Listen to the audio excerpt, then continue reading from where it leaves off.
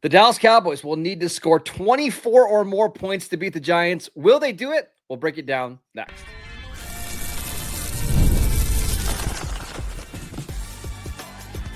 You are Locked On Cowboys, your daily Dallas Cowboys podcast. Part of the Locked On Podcast Network, your team every day. Welcome back to the Locked On Cowboys podcast, part of the Locked On Podcast Network, your team every day. We'd like to thank you for making us your first listen of the day. This episode is brought to you by Mazda. Like our players, we sweat every detail because when you make every move count, pulling off the unexpected is only the beginning. So stay tuned for later in this week's Moving the Game Forward, Mazda Move and Be Moved. Welcome back. I am your host, Marcus Mosher. He is Landon McCool. And on today's show, we are previewing the Week 2 NFC East matchup between the New York Giants and the Dallas Cowboys. Landon, we teased it at the front of the show. I think the Cowboys are going to need to score 24 or more points to beat the Giants. But that's not my question to you. My question to you is, can they score 30? Because I think for the Cowboys to have a successful season, they're going to need to be one of the best offenses in the league, and they need to be able to score 30, 35 points against some of these lesser teams. Do they do it this week? Yeah, I mean, this is one of those things where it's like it's kind of like they're racing against themselves. Like they definitely have to play a Giants team that we'll talk about all the matchups, and there's a lot that they have to kind of get over because the Giants defense does have some key pieces at some key spots, right? But I do think like the question is kind of being posed to the team overall because you looked at what happened with the defense and where it stands right now without Micah Parsons.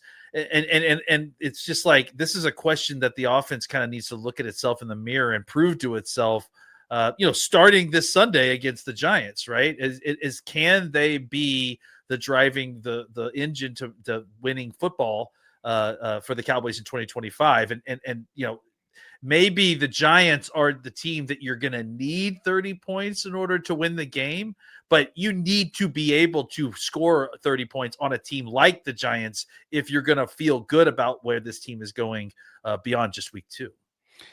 And in theory, this should be a game in which the Cowboys have a lot of the advantages. You look at the Giants' back seven. They just lost Micah McFadden, their top linebacker, to an injury. This has not been a particularly good secondary. Now, they did add Javon Holland this offseason. The cornerbacks, they signed Parsons and Thibodeaux, who is better than what they've had. But this should be a unit that they're able to torch. Now, the defensive line's really good. Really, really good. We're going to talk about that in a second. But this is a team that Dak Prescott has had a lot of success against. You would think the Cowboys offense certainly has the advantage over the Giants defense in this game. Yeah. I mean, even the corners that they brought in, Dak Prescott's had a success against them too. Yeah. And so it's one of those things where, the defense, the secondary isn't a nuclear fallout zone that it was last year, right? But it's still bad, right? So the Cowboys still need to take advantage of those matchups. And the Giants are betting on the fact that the Cowboys won't be able to because of the pass rush that they've acquired. And that's where they've leaned into the pass rush versus coverage debate, right? Is they've leaned forward onto the edges and they've got a collection of first rounders and high-end talent that they're going to try to throw at the Cowboys young tackles to make sure that they get the ball off before CeeDee Lamb or Pickens breaks open. So the Cowboys are going to need to find a way to neutralize the pass rush, I think, to throw the ball successfully down the field consistently. And then up until that point, they're going to need to either run towards the edges to kind of take down the takeoff speed a little bit of those guys, or they're going to need to find some success in the short passing game just to kind of keep the ball moving while they try to figure out a way to contain what's happening on the edges. I want to talk about the Cowboys run game because they actually ran the ball pretty well last week against the Eagles. The Giants did not have as much success stopping the Commanders. They ran for 220 yards. Yes, 220 yards on 32 carries. It was a little bit of Jaden Daniels, 11 carries for 68 yards, but Bill Krosky, Merritt, 10 for 82. Austin Eckler ran okay. Deebo Samuel had a rushing touchdown. Do you think the Cowboys will have success running the ball here? Is Dan Quinn still calling the defense? I just was wondering if that's the case, because if that's the case, then yeah, probably. I think, I mean, that's the thing, right? Is that like, this is a defense that is going to focus on getting up the field, like we are very, very well comfortable and aware of. I do think that there's a hold on. Washington ran the ball. Washington ran the ball really well against the Giants. Can the Cowboys have the same success?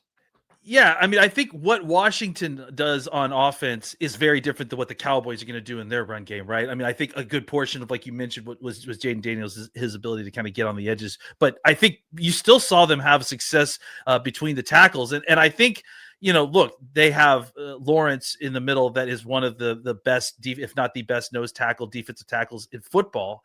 And I think you have to find a way to incorporate a run game that isn't running directly at him, and try to find a way to kind of work around that. But I think you can do that because the fact that the Giants have leaned so heavily into pass rushing defensive ends, right? Thibodeaux and Carter and all these guys that they're going to play on the edge are not necessarily big, bodied, long-armed lever type power defensive ends. So I think if you wanted to find a way to run some power at them, right, that gives you the opportunity to get someone like Terrence Steele down blocking and doubling someone like Lawrence if he's playing in like the 3 technique, right?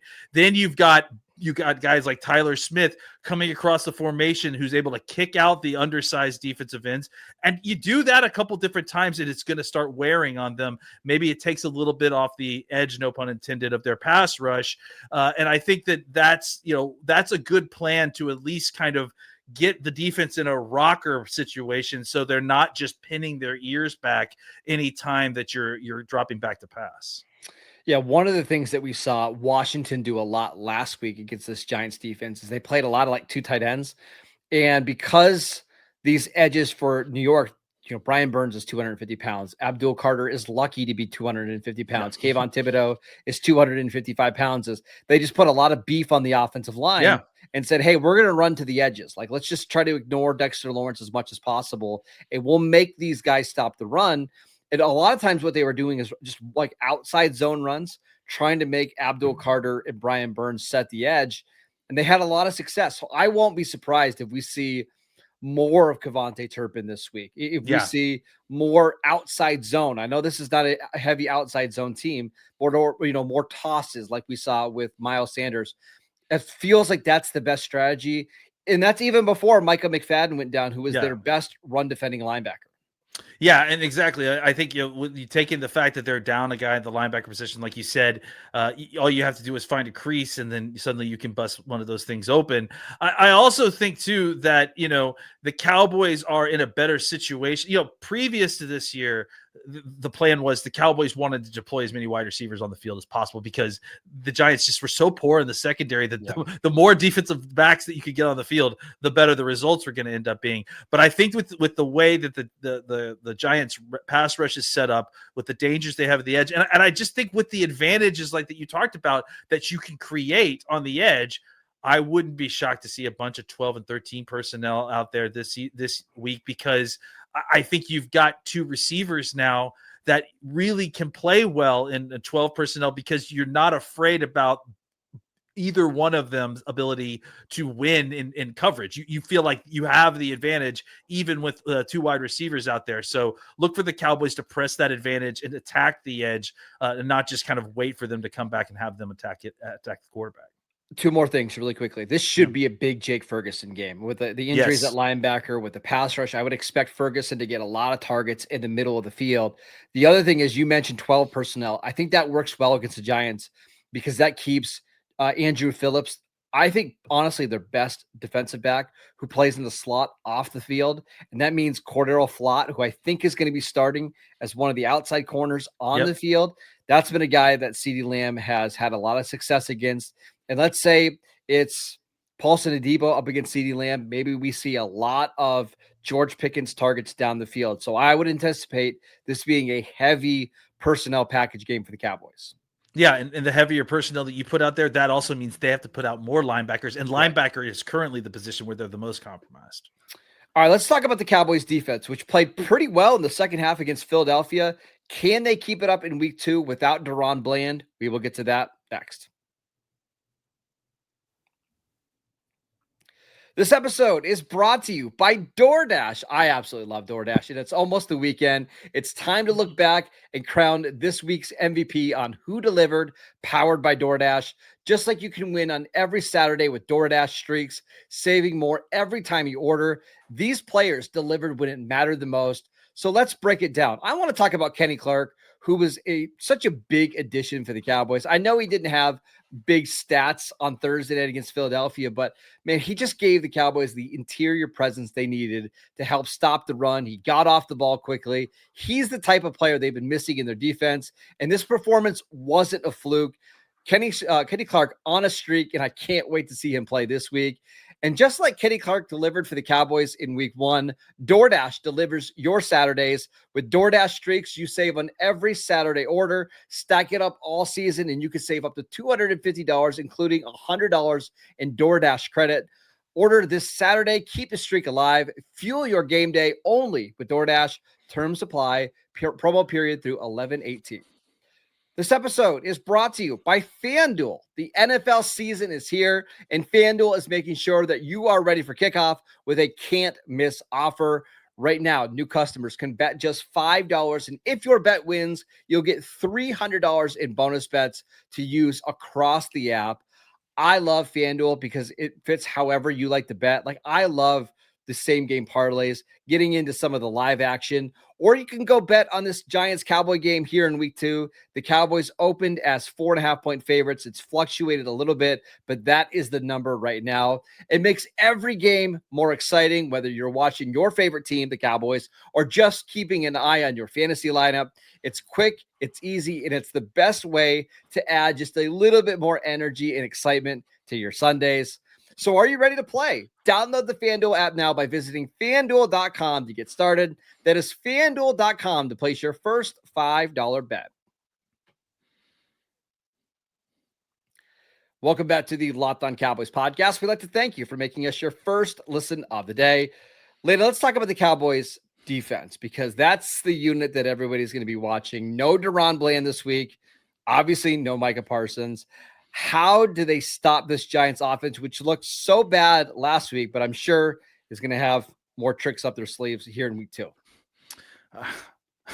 I'm not so sure. This is not a great unit, man. Like, I mean, obviously they're going to be playing for their lives, and the Cowboys can't downplay that. But on a talent level, this is not a great group, you know. And look, you can look at the Cowboys defense and say it's not a super talented group either. But we just traded away Micah Parsons. They didn't trade away Neighbors. Even with Neighbors, this is a rough group. So I think that on a talent level, the Cowboys should be able to play their game and handle it.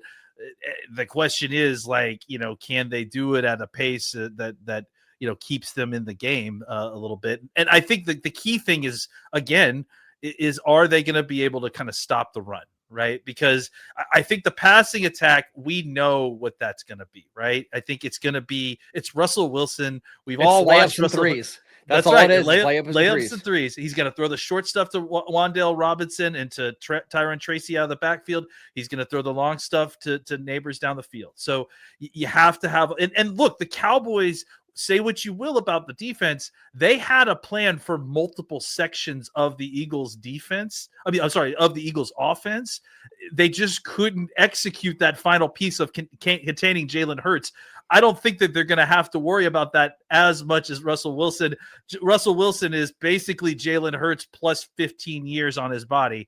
I think, you know, so there's going to be opportunities. Yeah, there's going to be opportunities to sack Russell Wilson. He's going to hold on to the ball when it's a deep drop. It used to be that he would try to escape out of the pocket and make a play. That's just not who he is anymore necessarily. I mean, he will still try to do that, but he's not quite as dynamic as that. So the Cowboys need to find a way to get pressure, to get a hold of him, but also to make sure that they're kind of doing the collapsing of the pocket, not necessarily always just rushing to the passer, because sometimes it's almost better to let him stay into structure and feel the pressure and throw the football wherever he may, as it is to kind of let him get out loose and create a play with his legs. Well, and that's why there's a big injury that we are monitoring this week, and that is Andrew Thomas, the Pro Bowl left tackle. He did not play last week. He's been dealing with an injury that he suffered during the offseason. It's unclear whether he's going to play on Sunday. He did not practice on Wednesday. He was very limited on Thursday. We'll see what his status is for this game. But if he doesn't play, that means James Hudson is going to be at left tackle. That was very rough last week. They've got John Runyon at left guard. John Michael Schmitz is one of the worst centers in the league. Greg Van Roten is a 34-year-old guard. 35-year-old guard now. And then there's Jermaine Illuminor, who I actually covered with the Raiders, who's a nice player, but he shouldn't be your best offensive lineman. So I wouldn't be surprised if this is another week where if Thomas doesn't play, where you don't see a lot of blitzing for the Cowboys. It's a lot of guys dropping in coverage, maybe not so much nickel because of the injury to Daron Bland, and it's a lot of 3 linebacker sets, and you're daring Russell Wilson to dink and dunk all the way down the field. Yeah, I mean, honestly, I think I wouldn't be as I think I'm less nervous about playing nickel than I normally would be, because I think you can play a lot of zone in this situation, because I think you're going to be able to get pressure with 4. Right. So I think you could even play some nickel and even with the injury, as long as you're just dropping and you're playing zone rules, I think because of the pressure that hopefully you should be able to generate up front, you should be able to do so and play some zone. Last week, they played almost no man coverage. Yeah, none, not a single snap. And so I think they, when you think about that and you think about the nickel position, the first thing I worry about a nickel corner is how is he going to handle the two-way go aspect of it. And usually someone like Robinson can usually take advantage of that stuff very well. I think if the Cowboys plan on playing kind of more exotic zones, some 2, some 3, some 6, that sort of stuff, I think that they'll be able to kind of deal with that, having a sub in much better than tasking some guy who's just coming off the bench to go chase around someone like Robinson for 50-plus plays. I was talking with Stretch today, and both of us kind of think that Wanye Thomas might be the guy that plays the most slot snaps, just because he can do exactly that. What we talked about, right? Yep, he can tackle the best in space. He also helps you in the run game, and he's a pretty good blitzer. So, like we saw last week, when Matt Eberflus decided to blitz, it was usually a defensive back coming in on the blitz. Like, I wonder if their way to kind of help with the Bland injury, at least this week, is use Wanye Thomas, because, yeah, he's not the best coverage guy, but he's your best tackler. And that might be what matters more this week. Well, think about how they were trying to solve that problem before before Diggs came back, right? They were cobbling together that position with a couple different spots. If they plan to be a mostly zone team, then you can do that, right? You can put a couple different guys there because the principles are the same. You don't have to worry about the physical profile, their ability to chase smaller guys around when they're all just responsible for a zone. It's a lot easier to fill that spot with. And again, like, he likes to blitz. He likes to use that nickel spot for a whole bunch that other than just coverage. I think guys like Wanye Thomas, can fill that role quite nicely. I gotta be honest. I am worried about Malik Neighbors, because my fear is that the Cowboys play really good, sound, fundamental defense, and it's just too big Neighbors plays down the field, whether it's receptions or penalties that give them easy scores. And that's how you lose a game like this, where you're favored by more than a field goal. The two people that we have not talked about nearly enough and who need to have big games are Donovan Wilson and Malik Hooker. They had a fantastic games against the Eagles. I think that they really fit into what Eberflus is doing. Obviously, Hooker's very familiar with this at this point. They need to have big games to make sure that they're keeping a blanket top on everything, especially with a guy like Malik Neighbors. All right, let's talk about our score predictions here for week 2, Giants versus Cowboys. We will get to that next. This episode is brought to you by Mazda's moving the game forward moment for those who believe it's not just about playing the game, it's about redefining it. There are moments that do more than just put points on the board. They move crowds, move culture, and keep the game moving forward. And this week's moment that moved the game forward is Dak Prescott's opening drive of the season against the New York against the Philadelphia Eagles, moved the ball right up and down the field. We didn't see him at all during the preseason. He had not played in about 300 days after coming back from a hamstring injury, and he looked absolutely fantastic. Even though the Cowboys lost, I think Cowboy fans have a positive outlook for the season moving forward because of the way that Dak Prescott played. And when you follow what moves you, the unexpected is only the beginning. And just like there's more to every highlight, there's more to every Mazda vehicle. So Mazda, move and be moved. Welcome back to the Locked On Cowboys podcast. We'd like to thank you for making us your first listen of the day. For your second listen, get a double dose of the Locked On NFL podcast.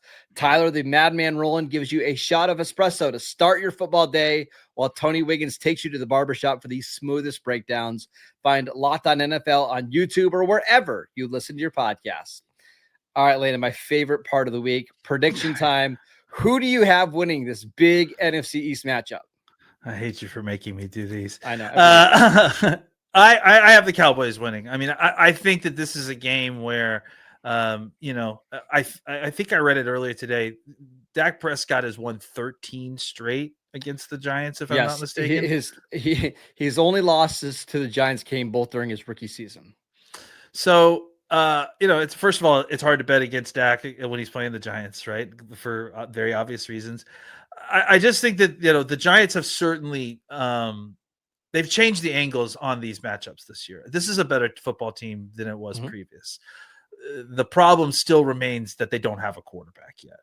Russell Wilson is still Russell Wilson. I think we very predictable. Honestly, I was actually on Stretch's radio show today talking about the fact that I honestly can't believe that they aren't playing Jackson Dart, because to me, like, it at least adds chaos to this situation. And I feel like that might actually give you better chance. I understand why the reality of coaching politics and why they're not doing it, but I'm just saying. I think that the Cowboys have some key advantages in this game. I certainly worry about the edge pressure, but I also really, really trust Dak Prescott right now. And I think he showed us last week that Dak is still there. I think he was the number one quarterback in adjusted EPA after everything of all of week one. And I think this is a secondary that if the Cowboys offensive tackles and tight ends can work together to block things up for them, CeeDee Lamb is about to go absolutely nuclear, because he's furious about the way things ended last week, and he's playing at home. There's just no reason for me not to pick the Cowboys. I think at this point, I'm going to go, and I know the spread is like just over four. I think it's 4.5 right now over on FanDuel. Yep. I'm picking the Cowboys to win 35-24, I think, because I think it'll be like a last minute kind of pull away situation. It may be a little bit closer during the game. I just think that the areas where the Giants have the advantage, the Cowboys can neutralize, and the areas where the Cowboys have the advantage, the Giants just don't have answers for. So one of the points you made is really good. Like CeeDee Lamb, at least historically, whenever he's had a poor performance, usually bounces back in a big way. And I think the Giants are much improved compared to where they were at last year, at least from a talent perspective. And I think the injury to Daron Bland is a big deal. But when you have Dak and CeeDee together, I think those two just give you a scoring floor that most teams don't have. Like, I have a hard time, and again, I hope I'm wrong. I'm knocking on wood that I'm wrong. I can't see them scoring like under 20 points. And maybe the Giants defense is really good this year. Even then, I think Dak and CeeDee get you there. But I wouldn't be surprised if this is more of a grinded out type of game than maybe people anticipate. Like, I could see on both sides, like the Cowboys using a lot of short passes to Ferguson and the running backs to try to exploit the linebackers. And then for the Giants, the Cowboys not trying to give up big plays, and they force Russell Wilson to put together these 10, 12 play drives. And it's one of these games where you have 7 or 8 possessions, and it ends up being a 24-21 type of game. So I'm going to pick the Cowboys. I'm not going to pick them to cover the spread. So I'm going to go 20. Yeah, I'll go 24-21 in a very, very close game. Yeah, I mean, sometimes these games come out like that, and especially if they wanted to play a lot of cloud coverage and they are daring Cowboys run game to beat them, which isn't the worst, obviously the worst way to handle that. I think that it could certainly be a low scoring affair in which it's a lot closer game. I also think that in that kind of game, I think the Cowboys, it will feel like the Cowboys are in control maybe for most of the game, even when the scoreboard isn't showing the kind of dominance that you'd like to see. Real quick before we go, I Mhm. thought last week's or this year's rule changes to the kickoffs greatly helped the Cowboys, right? Like if you're going to kick the ball out of the back of the end zone and start the Cowboys at the 35-yard line, they legit need 15 yards to be in Brandon Aubrey field goal range, right? Or if you want to kick the ball low to Kavontae Turpin and let him get some big returns, and he did last week. He got some big returns that pushed him past the 35. It's just when you have a quarterback like Dak and you have weapons like this and you have a kicker like Brandon Aubrey, it's just too easy to get in scoring range. And now that you're home with good weather, I just have a hard time seeing the Cowboys not scoring a decent amount of points in this one. And the Giants just don't have the offensive line to grind the Cowboys down like the Eagles do and to grind out away the possession. So that's it just seems like an unlikely path to victory for the Giants, but it may be their only chance. And if it does happen, I think we're going to be really disappointed with the state of the Cowboys defensive line at that point. Yeah. And this is a game the Cowboys have to play relatively clean. They did a good job cutting back on the penalties last week. The turnover was honestly the biggest difference. You cannot have a game where you have your -1, -2 in the turnover department. They're just not ready to be that team that can avoid, that can overcome those type of mistakes. So keep an eye on the turnover margin, keep an eye on the penalties. That'll probably tell the story of the game. All right, that is it for today's show. We want to thank you for making Locked On Cowboys your first listen every single day. Go download the podcast wherever you get your podcasts. We are free and available on all platforms. Follow Landon on Twitter at McCoolBCB. I'm at Marcus_Mosher. Enjoy the game, and we'll see you right back here on Sunday night.